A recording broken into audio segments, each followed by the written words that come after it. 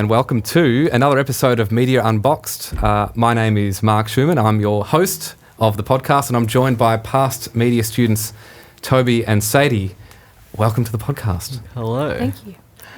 Okay, so I thought it would be a really good opportunity to hear from the experiences of some students who've completed media all the way through to the end of Year 12, and in some cases have used media or have undertaken media from Year 9, Year 10, 11 and 12, and just hear about their story and their challenges and tips and advice to students who may be interested in picking up media, but also maybe at the end of their journey and at the point of preparing for a final exam. So I might just ask the question, both of you graduated in the same year. When did you graduate? 2021. Yes. 2021. So that was a difficult year because it was COVID. And we had all sorts of challenges throughout the year with your SAT, which we'll get to in a minute. But what's happening now for you, having finished media a couple of years ago? Well, I'm not studying at the moment. I'm not at uni, but still kind of doing media on and off. I do a bit of freelance work with my Year 12 media knowledge. I've done work casually for government institutions and schools and that kind of stuff, so definitely has helped me out in that sense, and then working around Yarra and other places. Beautiful. Yeah, and I'm studying music at uni, and just doing a lot of music making and using my Year 12 media skills to make music videos and social media things. That's great. Tell the audience, why did you choose media initially? Now, I think, Toby, you picked it up in Year 11. Tell me if I'm wrong, because I'm just going by I think that's memory. Right. You picked it up in Year 11. Sadie, I think you did it from Year 9. Yeah. Yeah. And I think I taught you from Year 10. What made you choose media? Maybe not so much at Year 9 because you had to choose something in Year 9, but what made you choose media in Year 10 or 11? Toby, I'll start with you.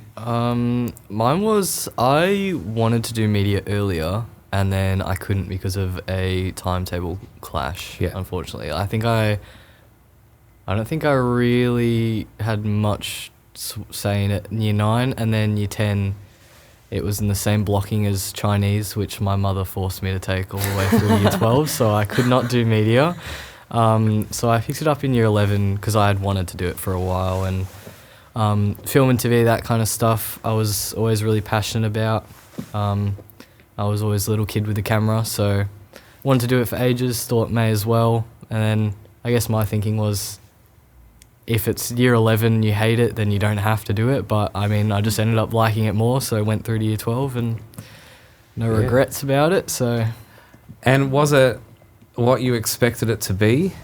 Yes and no. I think it's a lot more work than you expect it to be, because like we were saying a while ago, I think a lot of people kind of pass it off. A lot of folio subjects, not just media, people pass them off as, oh, you're just doing a drawing, or, oh, you're just making a movie, it's not hard. But there's so much theory that goes into stuff like media, and it's complicated theory. It's not just, oh, movie look good, so I like. You actually have to sit there and learn all this ideology and all the agency and control. It's actually quite content heavy, and then all the commitment and all the timing and all of that you've got to put in to actually make a good product. So, in terms of what I wanted to get out of it, it was what I expected, because I came out of it with a product and I came out of it with a better understanding of media. So in that sense, yes, but I think people pass it off and underestimate how much it takes a lot. Yeah. What about you, Sadie? Well, I did media because I loved it in Year 9 and loved it in Year 10.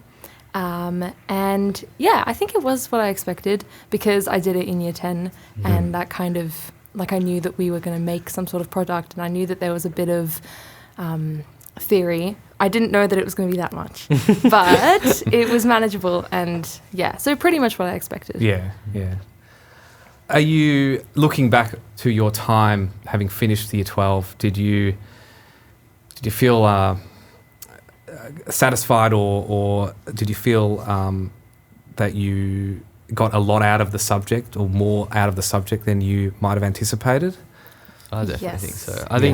I mean, for us, I think it was complicated because obviously COVID takes away from a lot of the satisfaction you get from like making your product or even just doing year 12. Like it all felt a little, I don't know how to, I mean, everyone went through COVID. We all kind of know it was complicated. But I think we had a modified study design that year for COVID, but it wasn't significantly modified. I not think at all. Not at all, they removed yeah. things like feedback, and they removed something like which you have to do refinement. anyway. Yeah. Like, Well, like, why would you have a product without getting feedback from somebody? And that can actually be done online, Yeah. which Yeah. is interesting. So they didn't Care. significantly modify the kind of requirements around. I think the experiments were also, if I can remember this, I think the experiments could be research, but I think I insisted you guys all doing actual experiments at the time. So, in terms of sort of more dry stuff, in terms of starting your Year 12 course, you both did Year 11. Did you do anything specific to prepare for Year 12? For year 12 in general, or for year 12 media? Oh, well, I guess both, but mostly media. Well, I did all the holiday homework, which sounds Yay. boring, but Yeah. it's so necessary. And if you don't do it, I feel like it just sets you back so many steps in the year. Because we had like this, we had to watch 2 films and then do this massive, like 100-page kind of analysis of it. And it, the workbook thing. yeah, the workbook thing. And we use that every day in media until the end of the year in the exam. Yeah. So it's so necessary Yeah. to do just at the beginning and get it overdone. Over and Yeah, I think done that collective understanding of the film and, Yeah. and being all on the same page at the start of the year is important. Yeah. Or the Yeah. films, sorry. And there's a workbook, or there's a, a You film still analysis use that workbook. template? Yeah, but a different, slightly different version Yeah. of it. Yeah. But yeah. Because Yeah, I think it's that like workbook template was really effective, even though it was like you see it at the start and you're so overwhelmed because Yeah. you're like, oh my god, this goes on for days. Yes.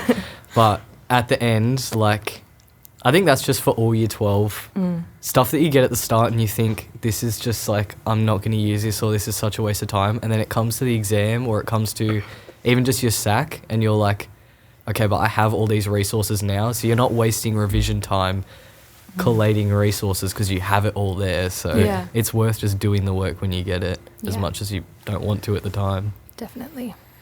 Yeah. And obviously that homework was relevant to you during the SAC preparation and obviously the exam as well. Did you do anything else around managing materials, managing your study program throughout the year? I know that's a really general question, but anything that you did, maybe that students might not think of as obvious throughout the year that helped you? I think, Or something that might be needing to be reinforced by some students? for me, a big thing was like, this sounds like it'd just be the dumbest thing ever, but really getting yourself organized and like even just like Google Drive, like make yeah. folders so that you know where Yes. everything is. Because like if you don't want to be typing in the top and you're like, whatever your movie's called, and you have like 1,000 docs called that and you're like, great. So like get yourself organized, know where everything is. You know, if you write with pen and paper, then make sure you have a book that you know where it is, you know where you keep it. If you're on Drive, like organize your Drive, but also like know the most effective way that you take notes and you get information. Because stuff with like the readings, I first was like, I would just kind of read through the readings online, and then I was like, this is good, but I'm just going to forget it all tomorrow, and like it's not going to help when I have a SAC. So I started like making a doc for every reading I had, or for like every week, and title it the week of the reading, and then, you know, the heading is the title of the article you had to read, and just copy paste. Like you don't have to take your own notes, but just copy paste important parts from the article so that you have that information to refer back to. Like, know how you can take information and keep information in a way that will actually help you, rather than just doing the work for the sake of getting it done. Like, do the work and get something out of it. Yeah. Yeah, I think something that, it probably is obvious, but I just had a whiteboard at home. Like I had a big whiteboard and I would just write, this is for media and this is what I'm going to do Yeah, I started today. doing that like halfway through the year. Yeah, and it actually helps really a lot more than you'd helps. think. It I know really so many helps. people who bought a And whiteboard. it's getting you out of your getting it out of Yeah. your brain and onto something that you can see and just be like, okay, it's not actually that much that I have to do. Yeah, It's exactly. just this little thing. Yeah, I think that works for me as well. Not that I'm a student of the subject, but just getting things out of your brain and putting them on a list or a board or somewhere visible that you're going to refer to a lot. Yeah. Just so it's always in your face, and you don't have to, it doesn't. You're not worried about the mental load of it. You're just worried about essentially a checklist. Yeah. So you kind of touched on the note taking, I guess, but there's a lot of content, I guess, in narrative and ideology in terms of the SAC prep and then agency and control. There's a lot of heavy content. I like what you said, Toby, about kind of creating a doc for every reading that you did. Did you do anything specific in terms of note taking or anything you did at home following a class? I was pretty bad at taking notes and I regretted it. I do absorb things quite well, like just when people are talking, but I regret not taking as many notes as some other people. And I think just having like a Word document that you can just kind of put keywords in, and especially when things become more of a discussion as they do in media, because you don't necessarily sometimes need to take notes on, or I didn't need to take notes on like the stuff that we already had all written down, but yeah, just the discussions that we did in class. It's just sometimes good to have those extra ideas written down so that you don't forget them. Yeah, there's a value in augmenting what you've done in class with things that are said around you, because I actually find that the most insightful things happen away from the formal documents. The conversations, the discussion, the insights that people have are really, really valuable, and that's what separates the kind of dryness of the topic, and it also helps you with the memorization of these ideas too, because you'll remember the moment that discussion took place, and you'll be able to apply that in a different way or in a formal way in the SAC. And then it's just making sure that you can actually like refer back to that mental note. Yeah. Because like for me, I guess it's so much about knowing yourself and knowing how you learn and how you like absorb information. Because for me, I have the worst memory like in the world. So I could have a conversation with someone and just be like, I have no idea what we're talking about.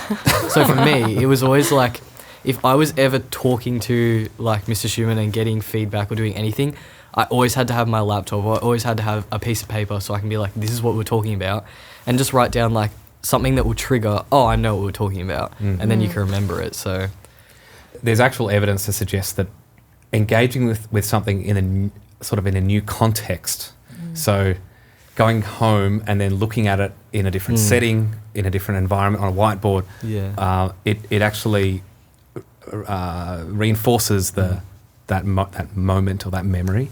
So it's really beneficial. So let's talk about the SAT, the folio, the product.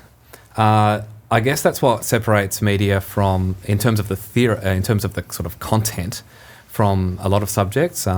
Is the folio, and I like to think it applies a lot of the skills you learn in English and lit and drama and other subjects which have a lot of analysis, but you have a lot of scope for creative freedom to produce a product of your own choosing. I'd love you to share what you did in your what you did for your product, and sort of challenges that you faced along the way. But just talk about maybe your product, what you created, and then we'll talk a little bit more. Yeah. I mean, we both did music videos, if I remember right. Yeah. So a little bit of a niche, but I feel like they're growing in popularity. Like I feel like a lot of media kids are starting to do music videos. Yeah. I think I had last year maybe 40% of the class did a music video. Yeah, wow. And we had a pretty big class last year, and this year we've had 2 music videos. We've got a smaller class this year, but it's still always interesting. There's always a couple. I know what you're going to say, Sadie. Why did you choose a music video over a traditional film? Yeah, because I had Two birds, one produced stone. I had produced this song earlier in the year, and I was like, I might as well just make a music video for that. I never actually ended up releasing either, but Oh no! Oh, really? yeah, I think I listened to it too much because I was doing the That's media, so and it was real. like That's so real. You said it, yeah. Songs it were just- ruined forever. I listened to it again recently, and I was like, oh, maybe I should have released this, but media, it was too much. But It's interesting because normally when I assess a media product, the music is not like you. I'm not assessing the performance of the music. It's whether or not it connects with the story of the film. So that sort of enhanced what you did in the sense that it was all you. And I know one of the students this year is doing wrote his own music as well for his film, and I cool. think it adds to the. It gives those students a real creative control over what they produce. But music videos, I think you, Toby, also had a sort of like a narrative sequence in there, which had more diegetic sequence Yep. that didn't just have music playing over the back of it. Yep. And you did some interesting things with sort of shifting the audio to be diegetic to non-diegetic and so on. Did you guys come up with this idea well before you started doing media in year 12? yep. Oh Yeah. no, absolutely not. Yep, I wanted to do a music video ever since I saw. We went to like the top class. Is it top class? Top screen. Top screen. Top screen, and I knew someone who was like presenting, or maybe it was the year before. Yeah, it was the year before. So we didn't go and see, but she was presenting, and she's like does music, and I guess she made a music video for her piece. So that was in year 10, and so I was like, I'm gonna there do you a go. music video. I was not that. I was not that prepared. There are a lot of students. I don't think I was prepared, but Yeah. I think I was just. We're doing music videos now in year 10 Oh. as a sort of formal Cool. assessment. So, but I know that a lot of the 10s and 11s that I teach have got that is a definite plan for them, is to do some sort of music video. Although that can change, of course. But I know it seems to be very much a plan for some of them. So, tell me about your product. Have you looked at it again since? Yeah. And what do you think?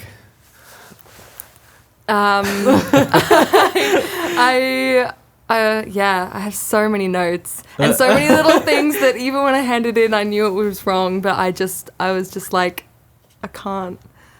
My brain. But yeah, there were just a few things that were really obvious, and I was like, oh no, I really should have gone back and changed that. Well, in saying that, I think from memory, we were in a COVID lockdown, 5 or 10 or 15 kilometre radius or something, and you decided to shoot up on top of a mountain. Top of a mountain. So that kind of restricted you. Restricted you quite literally, and I still so got you beef couldn't with Gels Park. go back even if you tried to. You couldn't go back legally. Yeah. So Well, we did Well, no. actually. We managed to go twice. yeah. You've just But- confessed to a crime. No, Like, it was what? legal. No, It was legal. Yeah, so- But yeah, like it was. There was not a lot of opportunity. On that note, though, the fact that you went back suggests that there was a reshoot required. Is that something that students should always factor in? Is Oh yeah. Yes, reshooting? Yes. yeah. Especially if you're like planning to use external locations, like if you're shooting at Yarra, it's a lot easier to organise a reshoot, right? Because you can just be like, Mr. Schumann, I need to shoot again. Can I use XYZ buildings? Like, Yeah. but if you're going to like council land and you've got to file like all this paperwork just to go there the first time, if you then have to do all that again the second time, like it's one thing to do it the first time because you've got the time set aside for it to be like, this is my planning time, like I haven't started shooting yet. When you're in the middle of your shoot, it's oftentimes when you have a lot of sacs going on as well, like it's a very busy Yeah. period in year 12. Yeah. So you don't really just have the couple of hours to be sending paperwork and waiting days for them to respond because the council doesn't care about you. Yeah, I think from memory, you tried to get I Monash hate Council. the council. And, I'm sorry, I do. yeah. I'll never forgive Gels Park, and I don't like any of them. Sorry if your parents work for It's the funny, council. but like my memory of 2021 class was the challenges you guys faced with location agreements. I don't know, it's such a ridiculous thing to remember. But I know everybody had issues with that, trying to get access to locations. Yeah. And then Because it's already hard enough, and then they were like, "Oh, there's a pandemic." Ugh. What? Yeah. Grow up. And I think we assumed that maybe. So 2021 was the second year of COVID. Yeah. We assumed maybe that. It would be fine. Well, it got It better would at be the fine. start, and then we're like, "Oh, Yeah, it's and fine." And something then, like, I another think it lockdown. was because I remember my first shoot was on a Friday, and then the Saturday they were like, "We're going into lockdown for 2 weeks," and Oh I was my like, gosh. "Okay." I managed to get all of mine kind of done. Yeah, I had a before- 30-second product at that point. The And I was 30-second like, product. "Great." Yeah. No, I shot mine pretty early. This is a tangent, but I also think shooting yours early is good because it allows you time. Yeah, I think you shot it. You were the first one in the class to shoot. I think I was done before it was kind of like Yeah. yeah. Nothing like the looming pressure of a pandemic to Yeah. get you into gear. We don't all have that. Yeah. Just imagine it. Just imagine it in the future. The next pandemic could be hitting any time. Oh, do not say that, you freak. Touch Why would wood. you? So we talked a little bit about any other challenges that you faced with the SAT other than what you've already said? Technical ones. Technical definitely. challenges, yeah. I think my biggest piece of advice, like I said it to the Year 12s at the start of this year, is always, always, always give yourself more time than you think you're going to need. Yeah. And try and get familiar with your equipment as early as you can. So my first couple of shoots, I'd say, look, we've got to do 2 scenes. Like, it'll be done in an hour. It could take an hour and a half or 2 hours just because, like, the camera won't turn on or something. Yeah. And you're like, literally, why is this happening? And then you're like messaging Mr. Schumann on Teams. You're like, my life On the is weekend. ruined. Yeah. And he's like, did you take the lens cap off? I'm like, oh, please. But like, just always give yourself more time, because the worst case scenario is you and your cast get to go home early. And like, who's going to be mad exactly. about that? Yeah, you Yeah. As opposed, you've got like, you'd rather go home early than be like, guys, you got to stay for an extra 2 hours. Yeah. No one's going to be Yeah. happy with that. And look after your cast and crew. Feed them. Food. If you yes. promise people food, they'll show up for anything. Yeah. Yeah, they Like, will. there was one time I couldn't get anyone to do like extras for my product because it was Year 12, so like everyone's like, oh, I'm busy. And one time I was like, I'll buy you pizza if they come. Like 20 people were at the door, and I was like, Yeah. guys, you just said you weren't free. Like, Yeah, it's amazing. yeah. That's actually probably one of the most important things. Hey, by the way, if your part of your props are food, like if your characters are eating food, have enough food so that if you need a second take, Yeah. Yeah. give them not more eating food. the same That actually piece has of happened pizza before. over and over People again. ran out of props because they ate them. So that happened last year.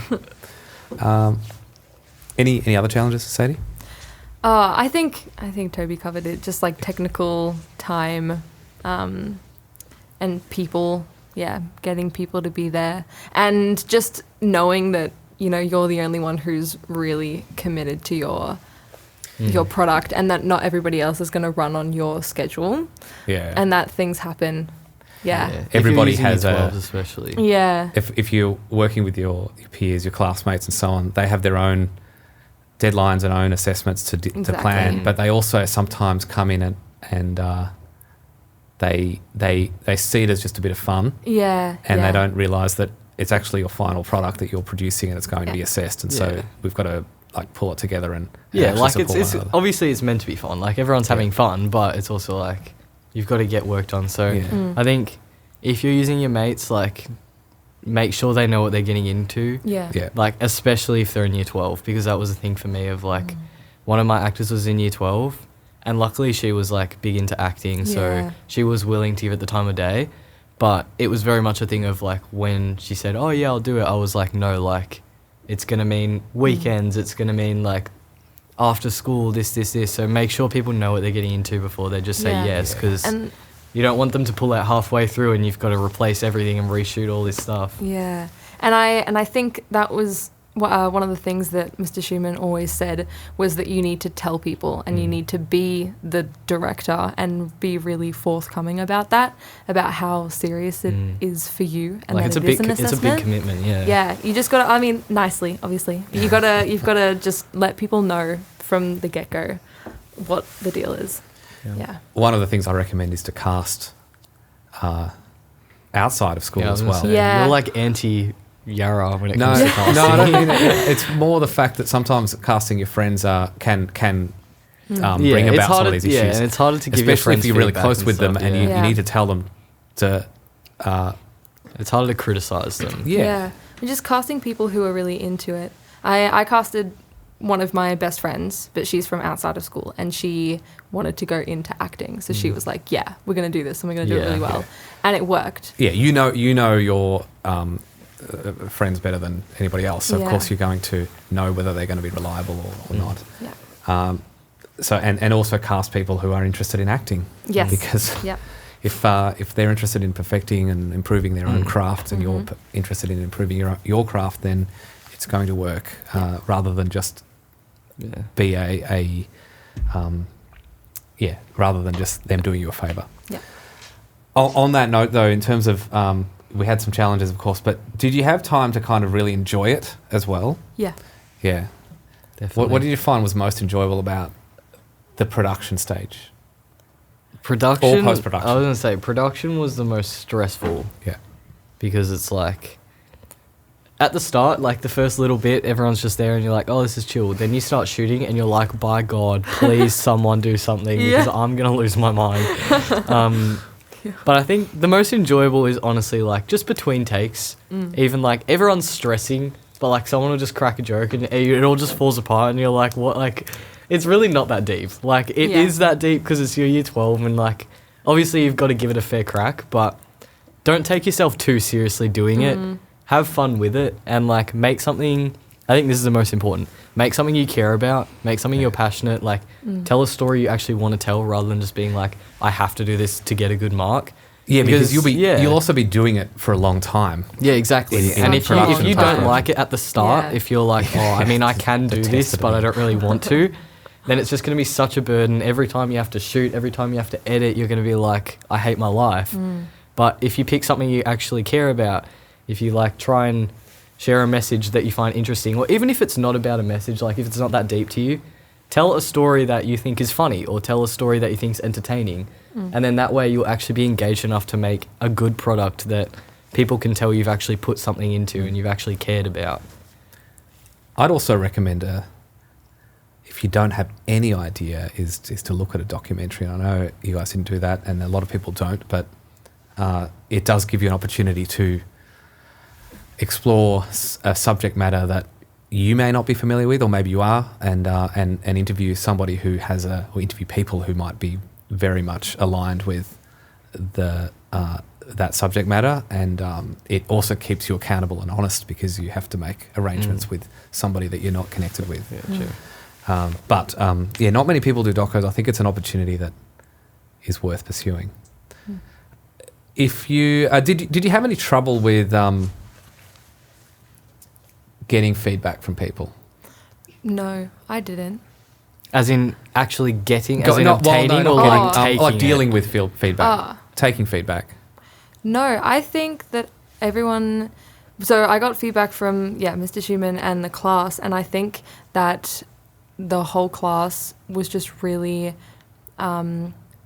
just nice about it, and we kind of all went ahead with that mindset that we just needed to be nice with our criticism so that it was constructive, and I found it all constructive. I wasn't I didn't think any of it was hard to take because it was delivered nicely. Do you know what? So, you know what? My most enjoyable part of assessing media didn't think I was going to say ruining people's life. No, my most enjoyable, like I enjoy assessing the SATs because it's all, everyone's got a very unique product, and you've got 10, 15, 20 students in a class and you're going to get 10, 15, 20 unique products, which is a really great thing. But you know what I love reading in folios the most is the feedback that they get from other people, because I love to see other people's interpretations and also praise and just support that you give one another. Yeah. And that always happens every class, and it's really good to share and to get lots and lots of opinions from people that not just know about the process, but also people who know you as well. I think for me, like, in terms of feedback, not so much with like the SAT, like my product, because I mean, feedback's important. People are going to say like, cut this, and you're like, oh, I really don't want to. And then like you cut it and you're like, it does look a bit better, doesn't it? But for me, like, not really with the SAT, but with like theory, like when we do written questions and you'd have to like, all right, everyone turn to the right and read each other. Like, I hated that because I just couldn't handle the idea of, I just couldn't handle the idea of someone else reading what I wrote and like, do you think it was being like, this in is retrospect? bad?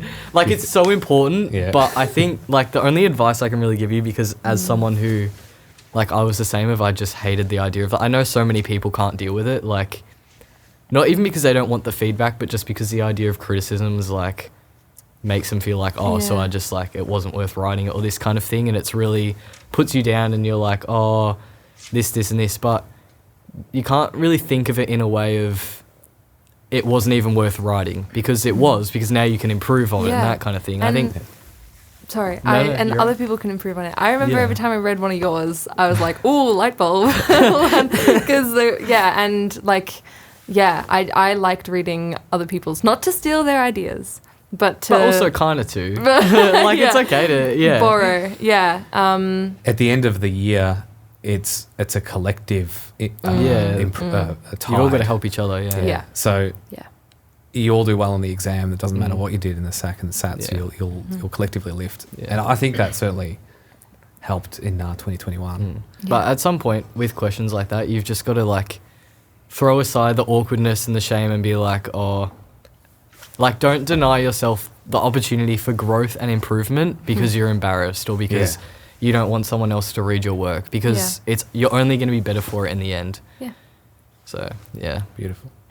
Just quickly going back to the SAT for a second, would you do anything differently now with everything you've learnt and your experience over the last couple of years? If you were to go back in time, would you do anything? And forgetting about the whole COVID thing, but if you were to do anything differently? A really kind of just small, minuscule thing. Just the printing and the sticking on the paper.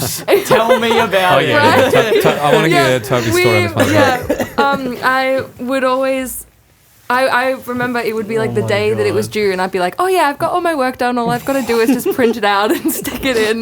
But no, it takes hours. And then you're sitting at home at the kitchen table and it's like 11:50 and you're like, oh my god, I haven't done the last 5 pages. So don't leave the printing and the gluing to the last day. Do it all the way through. Someone probably thought that I had like multiple children hostage because I looked like I had ransom notes everywhere the way that I was cutting stuff out. Toby produced that sort of ransom note titles for every single page, which is just individual letters cut out of magazines and papers and so on. It was fun at the start, and then I think I kind of just... It's a good idea, and then you had to maintain that. Keep that going. And digital folios are also an option. And I've said this to people in the past, but digital folios are great, but they can reinforce laziness at times. They can kind of, you can kind of just start just throwing things in very quickly and loosely, not thinking about clarity and structure. And you can tend to create more and say less. And also it becomes more at arm's length. It's not kind of personal. I think it's going to suit different people in different ways. Yeah, I think I did a digital folio in year 11 and I didn't like it because I didn't have like a tactile thing at the end. And I found it way better in year 12 to kind of have something to look at and hold. If someone is in year 11 now, or in year 10 or any other year, the start of the year 12 class, is this a hypothetical, or you're just throwing them under the bus? they've got no idea what they want to produce. So I know you did, Sadie. Maybe it's more of a question for Toby. But, Yeah, probably. Sadie's like, just no. what is the process to develop that idea? And I'm thinking back to like ideas come from everywhere and anywhere and at the weirdest moments. But what advice would you give to somebody who has no idea what they want to do in year 12, but they know what they want to do something? Well, I have to do something. Pray. No. I don't really know. I think it's a lot of... I got asked this question at the start of the year by the current year 12s as well, and it's not really something that you can force. Mm-hmm. Like, if it's going to be a product that you like and that you care about, you can't just be like, I'm going to force this idea to exist now. It's something that just kind of has to come to you. And so the only thing you can really do is enable that creative mindset, I think. Like, do whatever works for you that you know puts you in that creative headspace. Whether that be like listen to music or watch movies that you really like or watch like YouTube essays, all that kind of stuff. Like anything that puts you in a media headspace. Music was huge for me. That's like where my whole idea came from was I heard the song that my product ended up like going along to, and I just kind of like was imagining a story that could go along with it. So listen to stories and imagine a narrative that could go along to it. I watched a lot of music videos as well, like really just consume heaps of media. And eventually you'll start thinking in that way of a story really can go along to anything. It can be whatever you want it to be. So, I mean, if worst comes to worst, like just start mind mapping, like what am I interested in? What do I care about? What kind of like story do I want to tell? Do I want to be like making a documentary? Do I want it to be realistic? Do I want it to elicit some kind of emotion? Do I want it to be funny and entertaining? Like just kind of give yourself a niche and then you'll start to find things through that, I think. And I think going back to what you said earlier about finding something you're passionate about because you're going to be with it for a while. Yeah, exactly. And think about what you're trying to say, which sounds obvious, but it's not that easy. I actually think music is a major part of, if you're doing photography, it makes no difference. Although in saying that, you can still be inspired. Music can help very quickly establish the tone of an idea. Yeah. And so I think creating a playlist or something like that of music that might be either you want to use it directly or you want to use the feeling it evokes in your product is always a good idea, and just keep listening to it over and over again. I love making a good playlist, It's so fun. Okay, we might talk a little bit about going to the theory. Now, the theory is an interesting one because there's film analysis or product analysis, and then agency and control. So agency and control is sort of like the heaviest stuff, I guess, with media influence and audience, media power, and all of the kind of ethical and legal issues surrounding that. Was there anything in all of the theory that you found particularly challenging or easy, and what did you do to kind of improve there? Challenging, probably communication theories was the one thing that didn't like really come to me too easily at all, because there's a fair few of them. And like we said before, I don't have the best memory, so I don't even remember what those are. Like what are it's like you know, the whole like, what was your quote? Justin Bieber's having my kids, he just doesn't know it yet. Like, you know, you have parasocial and like spiral two-step silence, flow, all that. instant gratification and all that sort of wow. Yeah, there was a few of those that I just could not get my head around. But I think the strategy that I started using, especially toward the exam, because before the SAC, like, you've got a lot more time to focus on the broader range of content. But when it comes to the exam, if you try and remember everything about everything, you're going to get overwhelmed and it's not going to help you. So what I started doing, especially toward the exam, was picking out like 3 or 4 communication theories that I knew that I could rely on, that applied to my case studies and that I knew. Like, because there was no point in me trying to remember all of them when I didn't even know how half of them related to the case studies I was using. So, and it's just stuff you're interested in. Yeah, like exactly. Stuff that you're drawn to. You're going to remember. Yeah, 100%. Which is in some ways why we structure things the way we do with media, and that Unit 4 is very much up to your own interests. So if you want to talk about Taylor Swift, you can talk about Taylor Swift. Which I think you should as well. Yeah. Because, like, not necessarily about Taylor Swift. Like, No, don't talk about no. Taylor Swift. Not about Taylor Swift. I mean, like, you should definitely take it upon yourself to apply the theory to case studies you care about. Yeah. Because, I mean, it can just look like extra work because Mr. Schumann writes up case studies for you. So you're like, oh, well, I'll just use those. They're already, like, I have a whole PowerPoint of information there. But if you don't care about that, and if you're not going to sit there and, like, look at new news articles as they come out, or you know, go the extra mile and read new stuff about it, it's not going to help you as much. Like, there were so many case studies in agency and control that were never mentioned in class because we had, like, heaps of examples already, obviously. But it was just, like, stuff that I knew just from life, or, like, media that I consumed, or stuff that I found interesting. And, like, there was a couple of them that I used on my exam, and, like, they served me well in those questions.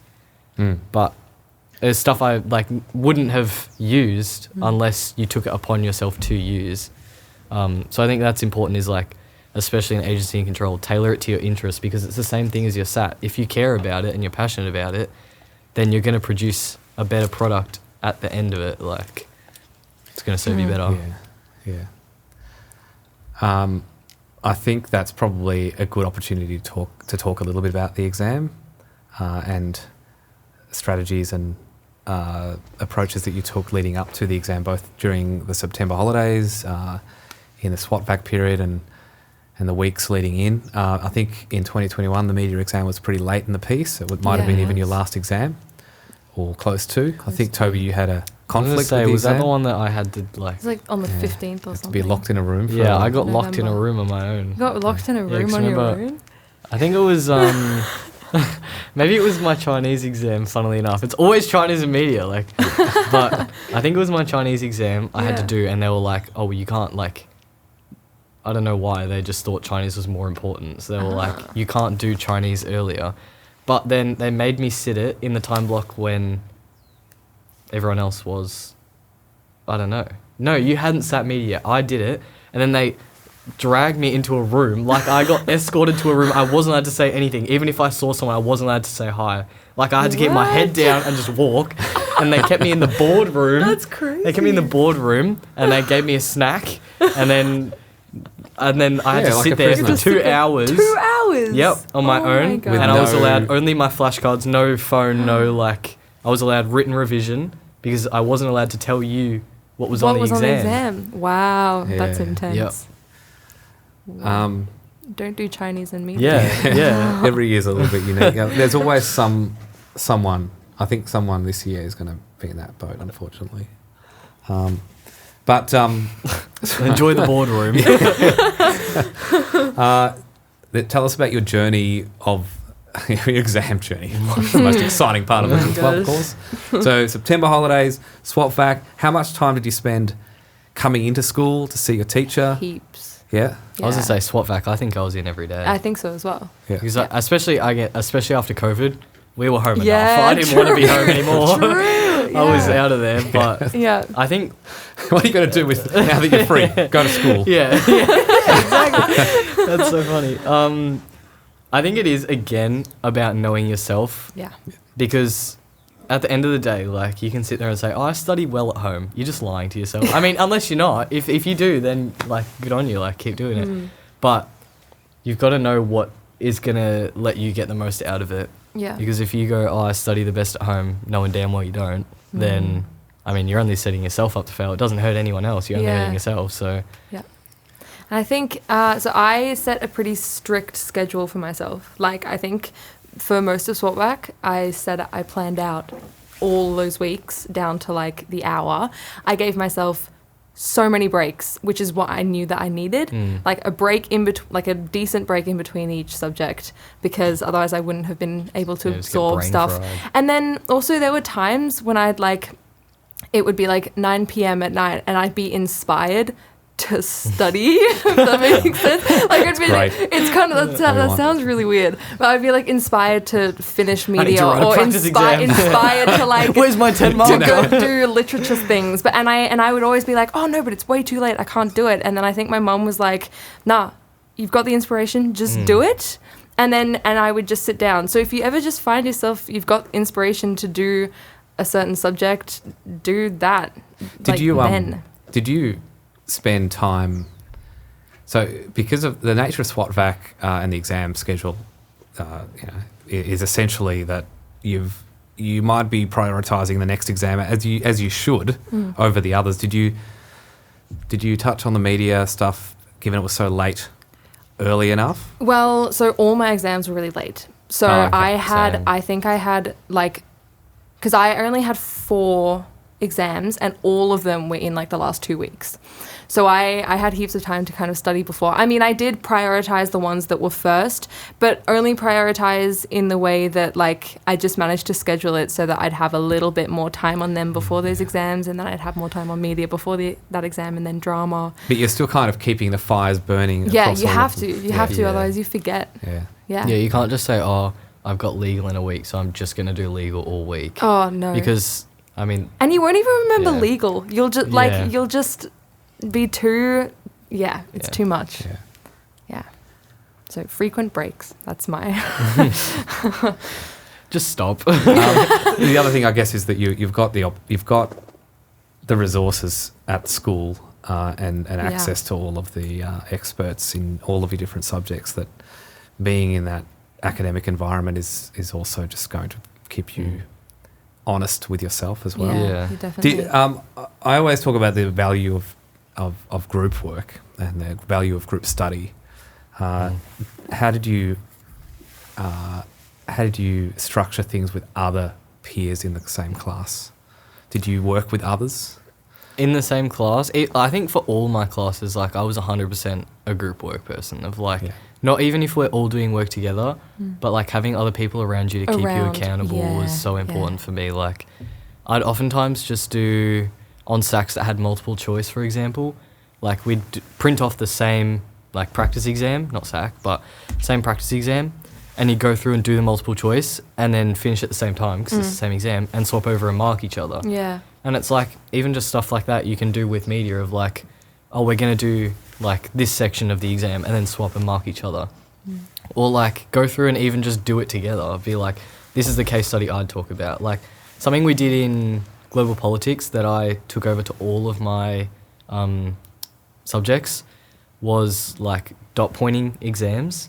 So instead of writing full responses for your exams, like obviously do full practice exams, like, but in the few days before, or when you just don't have the motivation to do a full practice exam, just go through and do like a dot point for each mark that the question is worth, like what your topic sentence would be, what case study you'd use, what you'd refer to, any of that. Because then like you're training your brain to know this is what I'd write about, but you don't have to use all the mental energy to be like, I'm going to make this in coherent English. Like,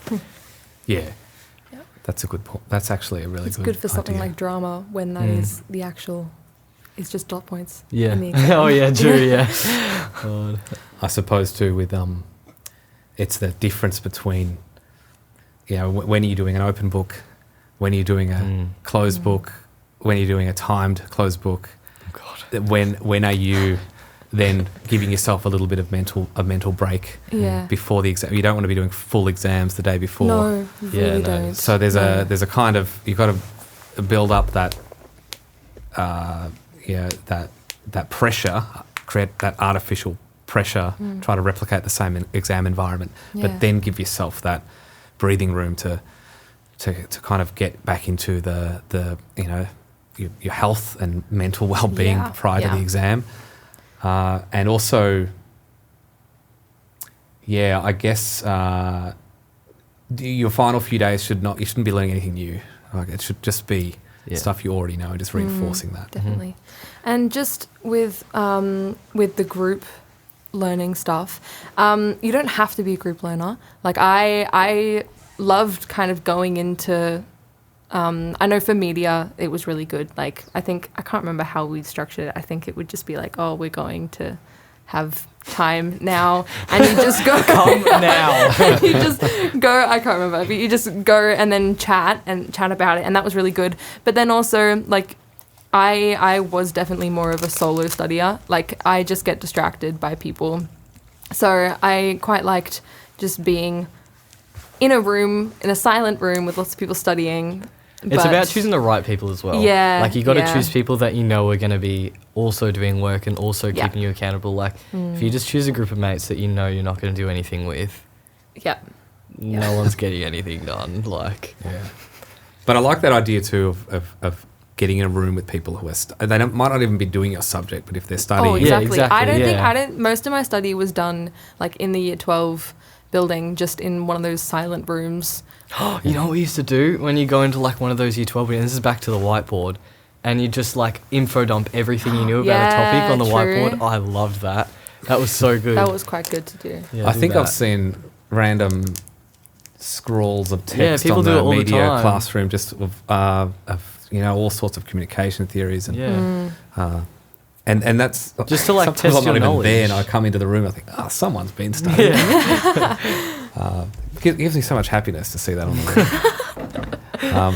So I've had a few questions from current students who are asking about some challenges faced. I don't know if you can even remember this, but in the actual exam, was there anything that you were unprepared for?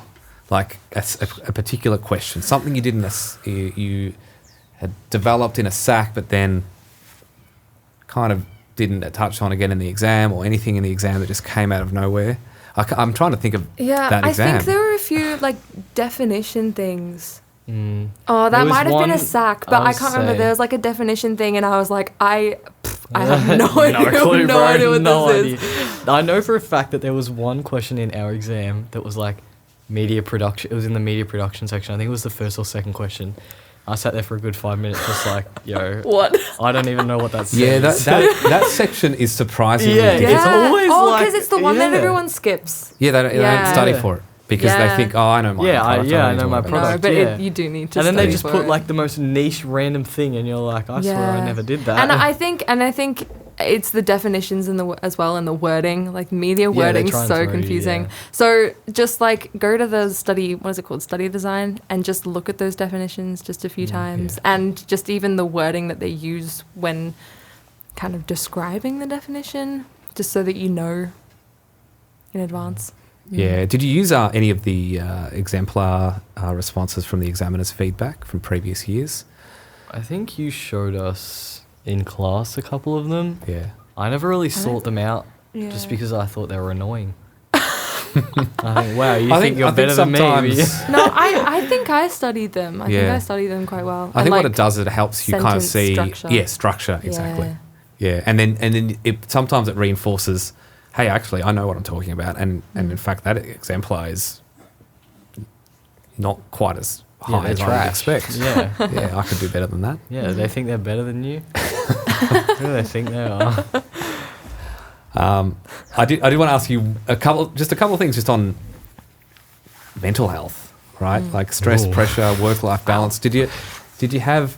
I think with media particularly, there's so many things you're doing at the same time. It's probably more so than a lot of subjects which have SACs that you can prepare for. You can kind of build up to that SAC, complete it, and then move on. With media, you're kind of always working on your folio. You're always thinking about your product, and you're dealing with a theory at the same time.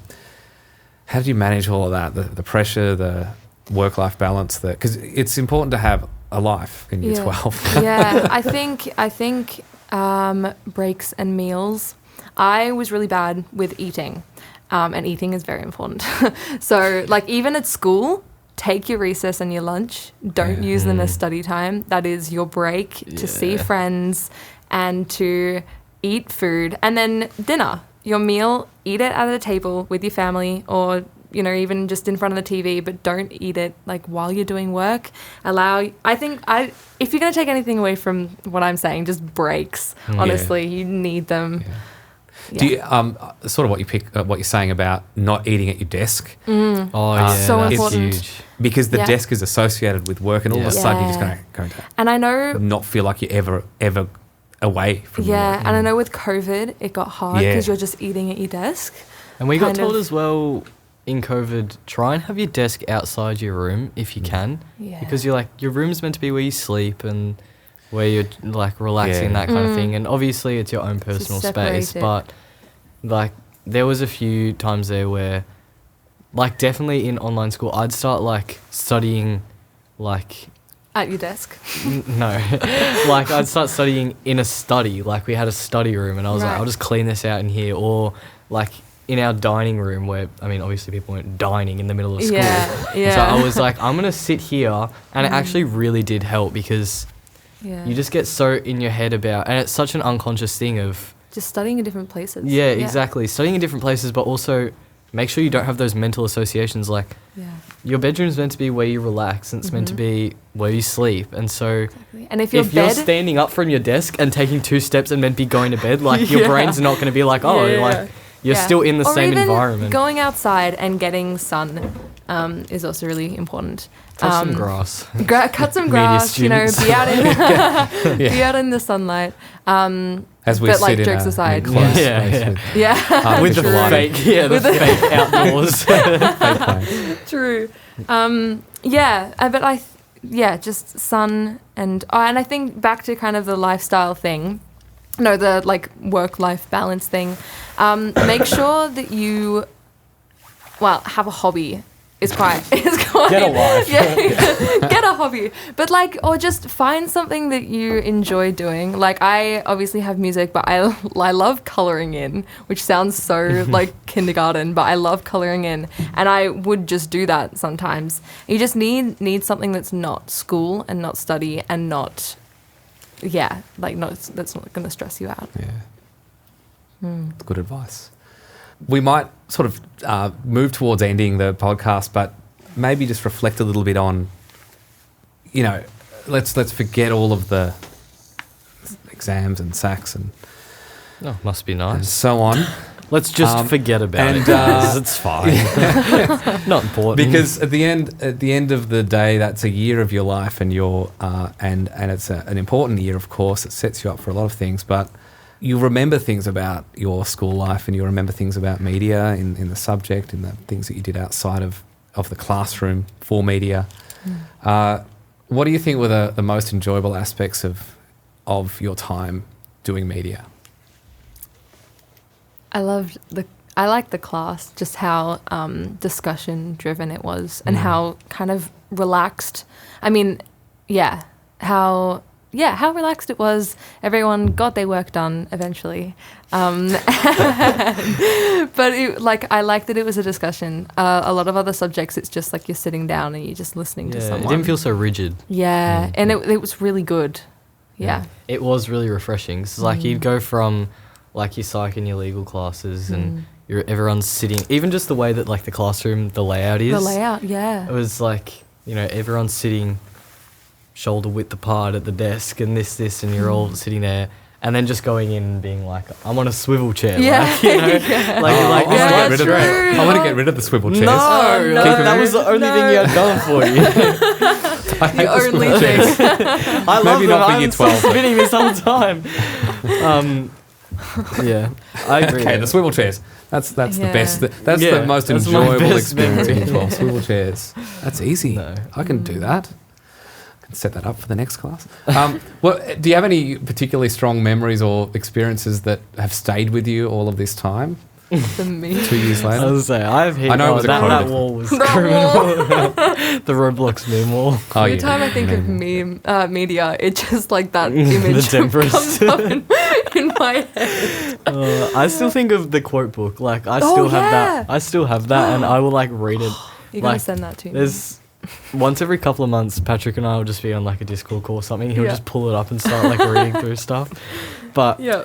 I think there's so Especially many out of context. Yeah, they're just so Yeah, funny. yeah. Like, I just think Oh, there's so gosh. many random memories. Like, it's kind of like a trauma bond class. Like, there's a few classes Wow. where everyone's like, it's the same with literature. If you do literature, you know, Yeah. where it's like everyone's just lost their mind at some point, and now you're like, everyone gets it. But I think that, I don't know, depending on the size of your class, maybe it's different. We had Yeah. a really small class, Really so small. it was easier that everyone got along and everyone got along well, because there was people in that class that like I never would have spoken to. Like I don't Yeah, even think I had a true. single class with Patrick, or like probably Beforehand. hadn't spoken to Patrick a lot then. And like I'm still really good mates with Patrick. Like we talk every other day. Yeah, And it's right. like that's just because of media. Yeah. So, don't take that stuff for granted, of just those memories that mean nothing to anyone else and no one else would even find funny, but like it's hard. you still think of them all the time. Yeah, it's hard. It's hard when you're at the the final few weeks of year 12 to take that step back and say, hey, this was a period of time that was very unique and hopefully remember. And just being with people, like it kind of 100%. It sounds. I don't know how this is going to sound, but like after year 12, like going to uni, you don't necessarily see the same people every single day, and it is actually quite a special thing at school to see your friends every single day. And that's what everyone will tell you, isn't it? Yeah, every single person. Because like every single time that someone who's graduated comes into school, they give you the same spiel of like, year 12's the best time of your life. And like this. and everyone's like, yeah, all right, sure. But then just wait, next year you'll be depressed. Like I'm telling you, your life is ruined. You've peaked right now, but... Wow. No, I'm kidding. But, a hopeful future for us all. But no, like, you're right. Enjoy it. The only time in your life, unless, I don't know, you have a weird life, that you're going to see the same people that you consider your friends every single day. Yeah.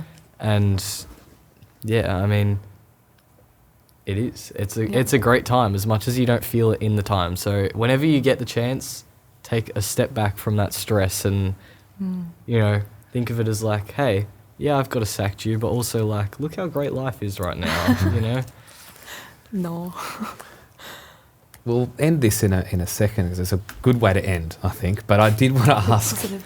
I did want to ask about going a little bit back to media-specific theory and knowledge and so on and skills. Have you used any of the knowledge and skills that you learnt in media in your life, in 100%. your uni? Definitely. Mm-hmm. Yeah. Yeah. I mean, again, I'm not at uni, so I mean, I was at uni for a semester and it was boring as hell because they just teach you year 12 media again. And I was like, damn, I already know this. But like, even just with work stuff of, like I said, like doing work for socials for school and that kind of stuff. And it's like a lot of agency and control stuff, I guess, kind of helps. And also just stuff of, even with your product, when you're learning about, you know, what kind of audiences you appeal to and that kind of thing. Yeah.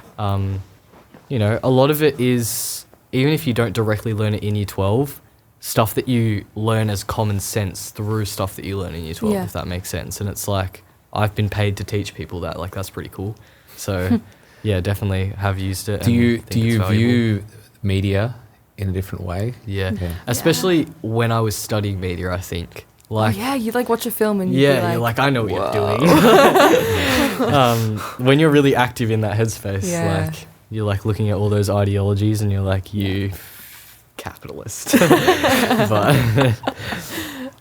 what about, so Sadie, obviously as a musician, there's a little bit of a crossover, or there's some intersection between the skills that you that you learn in media. How have you incorporated that? Well, I don't want to plug. Oh, yes, go. This is your chance to plug. I released an EP. No, go on, tell us. No, I did, and I designed the cover, and I designed the single cover using actually the font that I used for my music video. That is my font. It's like all over my website. I love it. So, you know, one thing I took away from media was the font. But I mean, I'm releasing a music video that I did with a friend, like really DIY, and I edited it. And it's like, it's kind of funny and it's kind of bad, but, you know, I did it with the media skills and all the reels and everything. And like, even just editing on social media is just so much easier knowing kind of editing. Because you're developing a brand. Yeah. So, you know, nothing... media is going to be very, very, very relevant to build a brand. It's present every single time I do anything. Okay, so the final question I'm going to have before we finish is any kind of advice or final words that you would tell somebody who's starting their journey or almost finishing their journey that you would have loved to have heard yourself? You have any kind of messages you'd like to share beyond what we've already discussed? That's a hard one because I feel like I heard all of it and I just I didn't register it, so I'm like, wait. Well, I don't know if it's something that I needed to hear in like the middle of the year, and I kind of learnt it towards the end. I kind of gaslit myself into not being stressed. Like seriously, during exams, I was like, yeah, whatever, because I was like, no, I'm not stressed and I've got everything covered. So I think you just need to kind of put things into perspective. Be like, yep, it's a few months. Yeah, it is a big deal, but it's like you just put in the work that you're going to put in. Use the resources you have, and it's going to be fine, honestly. You'll finish the exam and you'll be like, yeah, great. Cool. Done. Yeah. I think for me, it's all stuff we've touched on of like, make it something you care about, make it something you're passionate about, and then you'll actually be inclined to do it and to, care about it. Yeah, be inspired. And be proactive, like, have the discipline to get stuff done when you get it, and like, don't treat the deadline as like I've still got weeks, because it catches up to you sooner than you know. Like, if you've got time to do it now, do it now. Yeah. If you're worried of like, oh, what if there's content we learn next week that's important? You can add more stuff and you can edit it, but you'd rather have something to submit than like or nothing, or something that's rushed. And yeah, same as what we said before, like, put stuff into perspective, because when you're in year 12, it feels like literally everything, like your whole world is year 12. Yeah. And as soon as you graduate, you're like, there's so much more to life. And it's like, it's different kind of stress, because you're year 12, all your stress is just condensed into one. But if you can put it into perspective and be like, at the end of the day, I do all this and I get a number. And obviously that number matters. Like, people say ATAR doesn't matter. It matters because it's a reflection of your work. And if that matters to you, then that's important. And it might matter to get into your uni course if that's what you want to do. But there's so many alternative pathways. There's so many opportunities. There's so many ways you can do what you want to do. Like, people tell it to you. I didn't listen when I was in year 12. I was like, no, I have to get this number. Otherwise, like, it wasn't worth it. But it's like, I've not used my ATAR. Like, it doesn't matter. Yeah, no. And I suppose do something or choose something in terms of media that connects with you, because if you enjoy it, you're more likely to do better in your final. And don't let people tell you not to do media as well. I think it's a big thing. Because for me, like, people didn't tell me not to do it, but I was always like, oh, it's probably better to do something more practical, or this, and this. And like, as sad as it sounds, probably one of my biggest regrets is not just doing media as soon as I got out of school and being like, why not? Because it was always a thing of like, oh, I probably shouldn't, or... You mean in life? Like, even just in uni, like, it was like, oh, I probably shouldn't, like, oh, better to choose something like this. But it's like, no, I probably should have. Like, if you're passionate about it... You're more inspired to do it. Like, and do what you care about, and don't let people tell you it's not important. Don't let people tell you, like, it's a nothing subject, or, do maths, do Chinese, bloody Chinese. Well, because it might be a bit late for you guys, but I did only creative subjects. Like, I did, well, apart from literature, I did, it kind of is creative. I did literature, drama, media, and like a music subject. And it was... you can still do well doing that. Right? And you can. And it was fun at times. And you've just got to do something that you really enjoy. Yeah. Do what you're passionate about. Yeah. Beautiful. I think that's a great way to finish the podcast.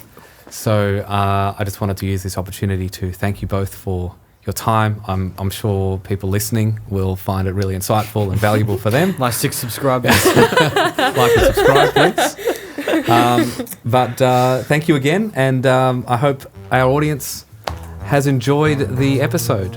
We'll see you next time.